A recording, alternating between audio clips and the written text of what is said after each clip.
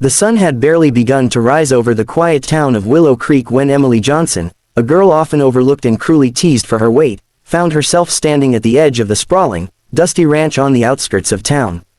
Her friends, well, the people she thought were her friends, had dared her to step inside Old Man Harris' barn, the sprawling wooden structure that smelled of hay, animals, and years of hard work.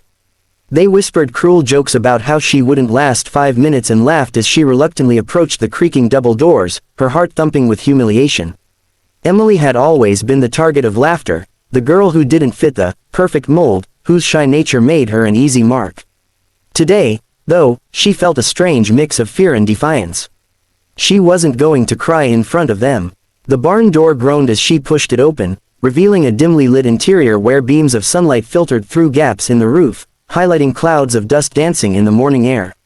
Rows of stalls lined the sides, some empty, some holding animals that blinked lazily at the intrusion. Emily's eyes met the gaze of the rancher, Mr. Harris, a stoic man with a weathered face and calloused hands, who had been watching her from a distance. He was known in town for his gruff demeanor and unyielding work ethic, and Emily had feared a scolding or, worse, laughter. But instead, he looked at her with quiet curiosity, almost as if he were trying to understand her. "Are you here to work, or just to look around?" he asked, his voice low but calm. Emily swallowed her fear, realizing that now she had no choice but to respond. I was dared to clean your barn," she said quietly, her voice barely above a whisper. The words sounded pathetic, even to her own ears. Mr. Harris tilted his head slightly, studying her, then chuckled softly. "Well, I don't let anyone leave unfinished work," he said. "If you're here, you're staying." Emily blinked. Stay? She had expected him to laugh, to shoo her away, or to bark at her like her friends had. But Mr. Harris didn't. Instead, he handed her a broom and pointed to a corner of the barn where dust and hay had accumulated into a messy heap. At first, the work seemed impossible. The hay was prickly, the dust thick, and her arms ached after just a few minutes. Sweat dampened her hair, and she feared that her friend's laughter would echo in her mind, mocking her every move. Yet, something in Mr. Harris' quiet, unwavering gaze kept her going.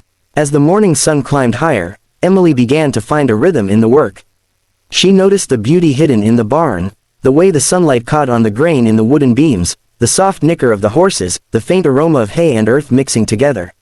For the first time in a long time, she felt a sense of purpose.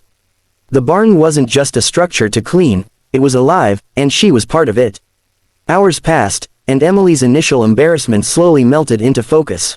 Mr. Harris occasionally walked by, giving her small, practical tips, how to sweep more efficiently, how to stack hay bales without straining her back. There was no sarcasm, no belittling words, only patience and guidance. By midday, Emily realized that she had cleaned half the barn, and in doing so, she had uncovered a skill and determination she hadn't known she possessed. Then, the unexpected happened. One of the horses, a young mare named Daisy, had been skittish all morning. Emily had been carefully trying to calm her, speaking softly, gently stroking her mane. Suddenly, Daisy bolted, knocking over a stack of hay bales. Emily froze, expecting a stern rebuke, but Mr. Harris simply walked over, steadying the horse with practiced hands, and then turned to her. "You stayed. You didn't run. You kept trying, even when it got hard. That's more than most people would do." Emily felt tears prick at the corners of her eyes.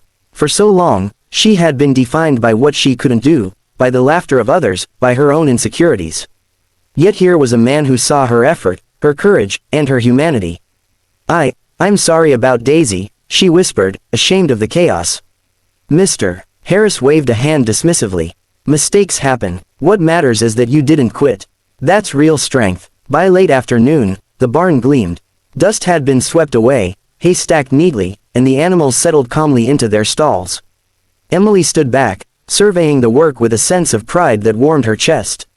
Mr. Harris walked up beside her, his eyes twinkling. "You did a good job, Emily. You've got grit. Don't let anyone tell you otherwise." She looked at him, feeling a warmth that had nothing to do with the summer sun.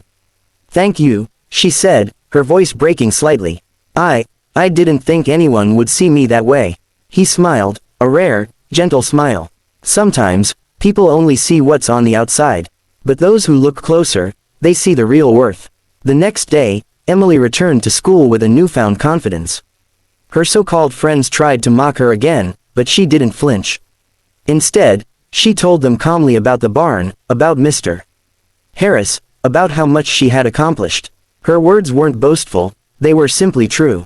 Slowly, even her peers began to see her differently, not as the girl who had been the butt of jokes, but as someone capable, resilient, and admirable. Weeks later, Mr. Harris offered her a part-time job at the ranch. It wasn't just a gesture of generosity, it was an acknowledgement of her effort, her character, and her potential. Emily accepted eagerly, knowing that she had found a place where she belonged, where her value wasn't measured by size, appearance, or popularity, but by heart, determination, and kindness. Emily's life began to change in small, profound ways. She learned the rhythms of ranch work, the smell of fresh hay, the sound of horses' hooves, the simple satisfaction of a job well done. She discovered strength in herself she hadn't realized existed and found mentors and friends who appreciated her for who she truly was. And with every broom sweep, every hay bale lifted, and every animal cared for, she built not just a cleaner barn, but a stronger, braver, and more hopeful self. Years later, Emily would remember that day, the day she had been sent to clean a barn as a joke. She would remember the fear, the embarrassment, the sweat, and the aching muscles. But more importantly, she would remember Mr. Harris' quiet belief in her, the dignity he afforded her, and the profound lesson she learned: kindness and patience can transform not just spaces, but people.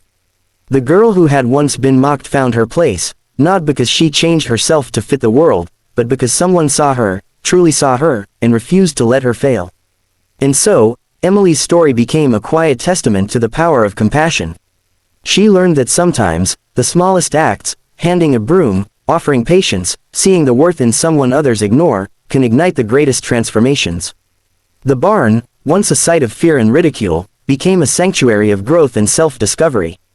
And Emily, the girl who had been teased and underestimated, walked out each day not just stronger in body, but radiant in spirit, carrying with her the truth that every human being deserves to be seen, respected, and celebrated. In the end, it wasn't the barn that had changed, it was her life. And in the eyes of everyone who witnessed her courage, the world grew a little kinder, a little braver, and infinitely more hopeful.